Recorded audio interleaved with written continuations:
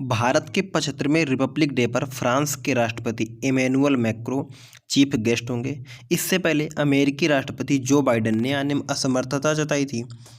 Emmanuel Macron Republic Day parade की शोभा बढ़ाने वाले छठे फ्रांसीसी राष्ट्रपति होंगे। साथियों, भारत में रिपब्लिक डे पर विदेशी चीफ गेस्ट की पुरानी परंपरा रही है। 2 बार पाकिस्तान के नेता भी परेड के मुख्य अतिथि बन चुके हैं। जनवरी 1965 में पाकिस्तान के एग्रीकल्चर मिनिस्टर राणा अब्दुल हमीद हमारे मेहमान थे और 3 महीने बाद अप्रैल में पाकिस्तान के साथ जंग छिड़ गई थी।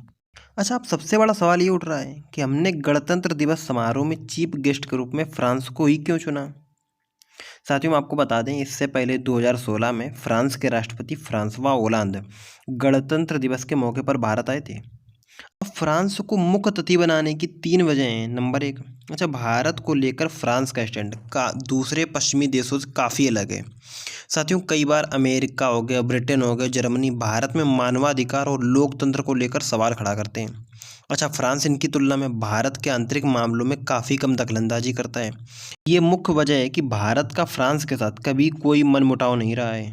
वहीं दूसरी सबसे बड़ी बात, जुलाई 1998 में भारत ने परमाणु ताकत बनने की ठानी और न्यूक्लियर टेस्ट किए तो सभी पश्चिमी देशों ने इस पर आपत्ति जताई। अमेरिका ने तो भारत पर कई तरह की पाबंदियां लगाई थीं। तब फ्रांस के राष्ट्रपति जैक सिराक ने भारत का समर्थन किया। अच्छा, पश्चिमी देशों के उलट जाकर फ्रांस ने भारत को न्यूक्लियर प्लांट लगाने में मदद भी की है। रूस के बाद इकलौता फ्रांस ऐसा देश है जिसने भारत को न्यूक्लियर क्षमता बढ़ाने में मदद की है। इस प्लांट को लेकर दोनों देशों के बीच बातचीत अभी भी जारी है। अच्छा, महाराष्ट्र के जैतपुर में लगा परमाणु प्लांट फ्रांस की मदद से ही मुमकिन हो पाया है। अच्छा, अब आपको तीसरी सबसे मुख्य बात यह है कि भारत और फ्रांस दोनों काफ़ी अच्छे बिजनेस पार्टनर भी हैं।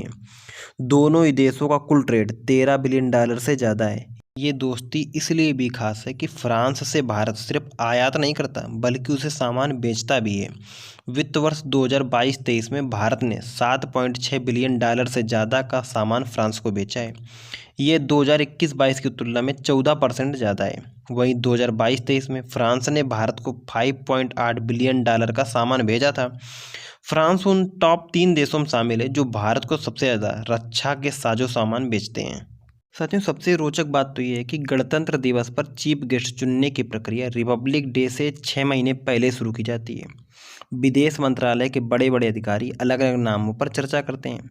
इस दौरान कई पहलुओं को ध्यान में रखा जाता है। मसलन जिस देश का चीफ गेस्ट होगा उससे भारत के रिश्ते कैसे हैं। इसके बाद पॉलिटिकल, इकोनॉमिक, कमर्शियल एंड सैन्य सहयोग और अन्य विषयों पर चर्चा होती है। साथियों, इतना नहीं, चीफ गेस्ट बुलाने का प्रोसेस ये है जब किसी एक देश को लेकर मीटिंग में शामिल सभी विशेषज्ञ सहमत हो जाते हैं तो उस देश का नाम प्रधानमंत्री को भेजा जाता है। पीएम अपने सलाहकारों के साथ राय मशविरा करने के बाद फाइल आगे राष्ट्रपति भवन में बढ़ा देते हैं। राष्ट्रपति भवन से ग्रीन सिग्नल मिलने के बाद तय मेहमान का शेड्यूल पूरी सावधानी के साथ उस देश में अपॉइंट इंडियन एम्बेसडर पता करते हैं।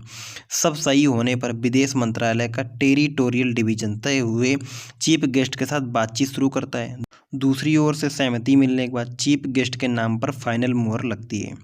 अच्छा, इसके बाद प्रोटोकॉल अधिकारी minute to minute schedule programme पूरी सिक्योरिटी के साथ जिम्मेदार ऑफिसर के साथ शेयर करते हैं। हाँ, अगर जानकारी अच्छी लगी है तो प्लीज़ चैनल को सब्सक्राइब, वीडियो को लाइक करना ना भूलें। मिलते हैं नए वीडियो के साथ। आपका दोस्त राजन।